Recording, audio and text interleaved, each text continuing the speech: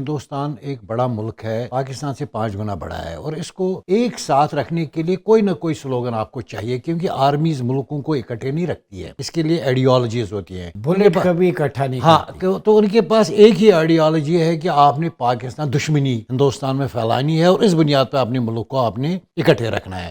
ابھی جو Indian army کا سٹیٹمنٹ کہ پاکستان سے ٹیررزم پروموٹ ہو رہا ہے اور کشمیر میں، تو ایکچوئل پکچر کیا ہے؟ آپ کی ریپریزنٹیشن وہاں سے ہے، آکوپائڈ کشمیر، جو کہ یو این او کی ریزولوشن کے مطابق حل ہونا چاہیے اور تسلیم شدہ تنازع ہے انٹرنیشنل فورم پہ، تو پھر ایسے بیانات کا کیا آبجیکٹیو ہے؟ دیکھیے سر، بہت شکریہ آپ کا۔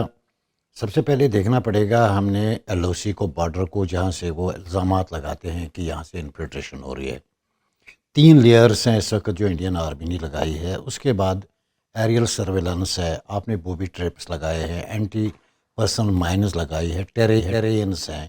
یہ پاسبل سب سے پہلے ہو ہی نہیں سکتا ہے کہ وہاں سے کوئی چڑیا بھی پر مار سکتی ہے۔ اس کے بعد ان کے سٹیٹمنٹس آپ دیکھیں کہ ماضی کے سٹیٹمنٹس کہ وہ کہتے ہیں ہم نے 0 انفلٹریشن کر دیا، اب مقبوضہ کشمیر کوئی انفلٹریشن نہیں ہوتی ہے۔ لیکن اچانک ان کا موڈ بدل جاتا ہے جب مقبوضہ کشمیر میں ان کو پریشر آ جاتا ہے، تو ان کے لیے ایک آسان سا آرگومنٹ بن جاتا ہے، تو وہ پاکستان بیشنگ سٹیٹمنٹس دیتے ہیں اور کوشش کرتے ہیں کہ کشمیریوں کی جو لیجیٹیمیٹ فریڈم سٹرگل ہے اس کو کسی نہ کسی طریقے سے ایکویٹ کروایا جائے ٹیررزم سے۔ اس بیان کو حریت کانفرنس نے بھی کنڈیم کیا، پاکستان کا بھی اس پہ بڑا خوبصورت بیان آیا ہے، اور جو وقت کی ضرورت بھی تھی۔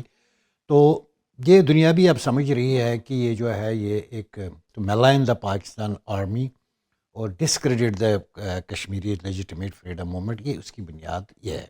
سیکنڈلی جو میں بات کرنا چاہتا ہوں کہ 2016 میں جب برہان وانی شہید ہو گئے، تو اس وقت ہندوستان کے آرمی چیف بپن راوت نے کہا مقبوضہ کشمیر میں مجاہدین کی تعداد 200 ہے۔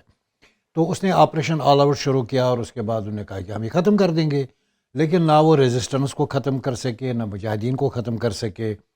تو اب چونکہ ان کے پاس دیکھیں ہندوستان ایک بڑا ملک ہے، پاکستان سے 5 گنا بڑا ہے، اور اس کو ایک ساتھ رکھنے کے لیے کوئی نہ کوئی سلوگن آپ کو چاہیے، کیونکہ آرمیز ملکوں کو اکٹھے نہیں رکھتی ہے، اس کے لیے آئیڈیالوجیز ہوتی ہیں۔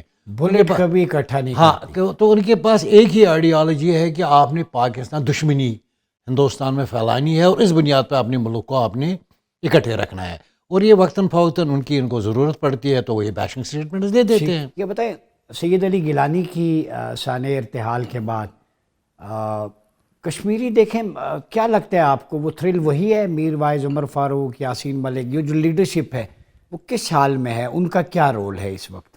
دیکھیں سر، کشمیر کی تحریک کو آپ کو سمجھنا پڑے گا، یہ جنگ نہیں ہے، یہ ریزسٹنس ہے، مزاحمت ہے۔ اگر یہ جنگ ہوتی تو پھر ہماری آرمیز برابر کی ہوتی، ہمارے پاس انگلیوں پہ گنے ہوئے مجاہدین ہیں، ہم لڑتے ہیں پتھروں کے ساتھ، کہیں سے نہ آرمز کی سپلائی ہے، ایک لینڈ لاکڈ ایریا ہے۔ یہ جو ریزسٹنس ہے نا، اس ریزسٹنس کے ڈفرینٹ طریقے ہوتے ہیں۔ یہ نیچرل ہے۔ ہاں دیکھیں، ریزسٹنس کا طریقہ ہوتا ہے کہ وہاں سے گولی آتی ہے، ہم پتھر مارتے ہیں، یہ ریزسٹنس ہوتا ہے۔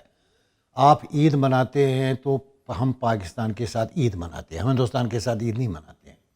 ہم مساجد میں باہر نکل کر کبھی دعا کرتے ہیں، کبھی جنازوں پہ روتے ہیں، یہ ہمارے پہ ریزسٹنس کے ٹولز ہیں۔ یعنی آپ یہ کہنا چاہتے ہیں کشمیر اور پاکستان کا تعلق، اس کی بنیاد کلمہ ہے جو ہمیں جوڑتا ہے، کلمہ سر طیبہ۔ کلمہ کے علاوہ ہمارے بارڈرز ملتے ہیں، ہماری تہذیب ملتی ہے، ہماری ثقافت ملتی ہے، ہمارے دریاؤں کا فلو یہاں کی طرف ہے۔ اسی لیے جب پارٹیشن ہوا تھا تو یہ ایک قدرتی عمل تھا کہ اس ملک کو اسی کے ساتھ ملنا تھا جس وقت انہوں نے آکوپیشن کیا۔ بات ہے ریزسٹنس کی، دیکھیں ہمارا لیڈر ریزسٹ کرتا ہے، جیل میں اس کو کہا جاتا ہے کہ آپ ایک ایگریمنٹ سائن کریں کہ آپ فریڈم موومنٹ کے ساتھ نہیں چلیں گے، صرف ایک کاغذ پہ لکھ کے دینا، وہ مرنے کو ترجیح دیتا ہے، اس پہ نہیں۔ اور جب انہی کے فالوورز باہر اپنی لیڈرشپ کو دیکھتے ہیں کہ ان کی کمٹمنٹ کتنی ہے، وہ ایک ہی سرنڈر نہیں کرتے ہیں۔ کسی کا بیک پین ہے، کسی کے آرگنز جو ہے آلموسٹ جواب دے چکے ہیں۔ ہم نے دیکھا کہ کئی لیڈران کی لاشیں ہمیں ملی ہیں ادھر انڈین جیل سے۔ یاسین ملک کو آپ نے ڈیتھ رو پہ ڈال دیا ہے، آسیہ اندرا بھی اٹھ نہیں سکتی ہے، ہمارے یہ ایک پیر سیف اللہ صاحب، اس کا ٹیومر ہے۔ ہمارے بہت سارے جو وہاں پہ ریزسٹنس لیڈرشپ وہ گیو اپ کرنے کے لیے تیار ہے، اور نہ ہی کشمیری گیو اپ کر رہا ہے۔ عمر فاروق صاحب کدھر ہیں؟ دیکھیں سر، عمر ماروق صاحب ہاؤس اریسٹ ہے، ان کو باہر جانے نہیں دیتے. ایک دن اس کو چھوڑتے ہیں، جب وہ نماز پڑھنے جاتا ہے تو وہ اپنی بات کر ان لیتا کے ہے. والد شہید ہوئے تھے، میر ان کے وائس فاروق. میروائز عمر فاروق کے میروائز فاروق شہید ہوئے تھے، اور انڈین فورسز نے اس طرح. دیکھیے اس کے بعد انہوں نے ایک 17 سالہ نوجوان تھا اس وقت جب وہ ان کے والد شہید ہوئے، اور وہ آج ایک بڑا ڈائنامک لیڈر بن کے سامنے آیا ہے، وہ ہندوستان کی آنکھوں میں آگے ڈال. تو شہادتوں سے، جبر سے تحریکیں نہیں رکتی نہیں ہیں. دبائی جا سکتی.